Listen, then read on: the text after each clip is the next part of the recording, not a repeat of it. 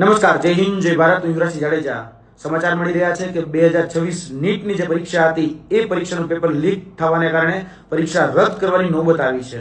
નિર્ણય જે પરીક્ષા રદ ન કરવામાં આવ્યો છે એ આવકાર્ય છે, પરંતુ પ્રશ્ન એ છે કે ક્યાં સુધી આપણે પરીક્ષા રદ જ કર્યા રાખશું અને ક્યાં સુધી જે વિદ્યાર્થીઓને ભવિષ્ય સાથે જે ચેડા કરે છે એને છાવર્યા રાખશું.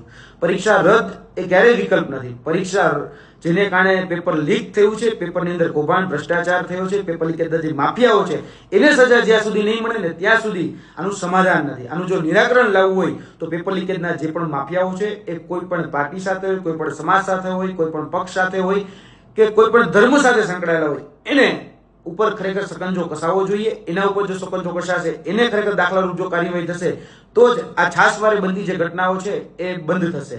ગુજરાતની અંદર પણ છેલ્લા 2014 થી લઈને 2024 સુધીમાં 34 પેપર લીક થયા છે. આજ દિન સુધી એક પણ વ્યક્તિને, એક પણ ચમરબંધીને એ સજા નથી થઈ. એક પણ વ્યક્તિ આજે એ જેલના સળિયાની પાછળ નથી. ક્યાંક ને ક્યાંક આ કરુણતા છે અને એને કારણે જ આ પેપર લીકેજના જે માફિયાઓ છે, પેપર લીકેજના જે કૌભાંડીઓ છે એને બળ મળી રહ્યું છે કે પેલા કહી શકાય કે નાનું કૌભાંડ કરતા, 2-5 લાખ રૂપિયાનું કૌભાંડ કરતા 2-5 કરોડનું કૌભાંડ કરતા થઈ ગયા છે.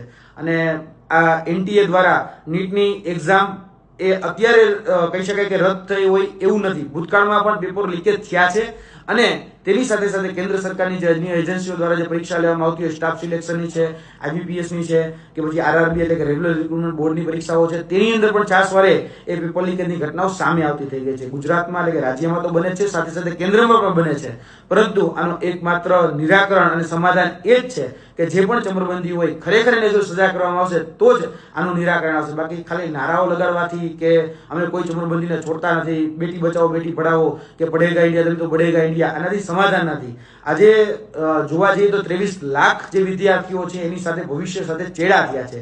એના ભવિષ્ય સાથે એની સાથે પણ ચેડા થયા છે, કારણ કે આજે એ 23 લાખ વિદ્યાર્થીઓ માનસિક ત્રાસમાંથી ગુજરી રહ્યા છે અને પરીક્ષા રદ કરવી એટલે વિદ્યાર્થીઓને ખરેખર જોવા જઈએ તો આમાં સૌથી વધારે નુકસાન થતું હોય છે. એટલે આ નુકસાનને કારણે વિદ્યાર્થીઓ જે છે એ ક્યાંક ને ક્યાંક માનસિક ત્રાસમાંથી નીકળતા હોય છે. તો એનું સમાધાન લાવવું જરૂરી છે. દરેક વખતે પેપર લીકેજની જે ઘટનાઓ છે અને દરેક વખતે જે પેપર લીકેજના જે માફિયાઓ છે, કૌભાંડીઓ છે, ભ્રષ્ટાચારીઓ છે, આપણે જે છાવરીએ છીએ એ છાવરોનું બંધ કરી દે. કોઈ પણ પાર્ટી, કોઈ પણ પક્ષ કે કોઈ પણ ધર્મ ના હોય એની ઉપર સખતમાં સખત અને કડકમાં કડક સજાનો જે દાખલો બેસાડીશું તો જ આ જે પેપર લીકેજના જે માફિયાઓ છે, કૌભાંડીઓ છે એને જો ખરેખર આપણે જેલના સળિયાની પાછળ મોકલીશું તો જ આનું સમાધાન છે, તો જ આનું નિરાકરણ છે. બાકી આ ઘટનાઓ એ વારંવાર પુનરાવર્તન થતું રહેશે. એટલે આનું નિરાકરણ લાવીએ. જય હિન્દ, જય ભારત.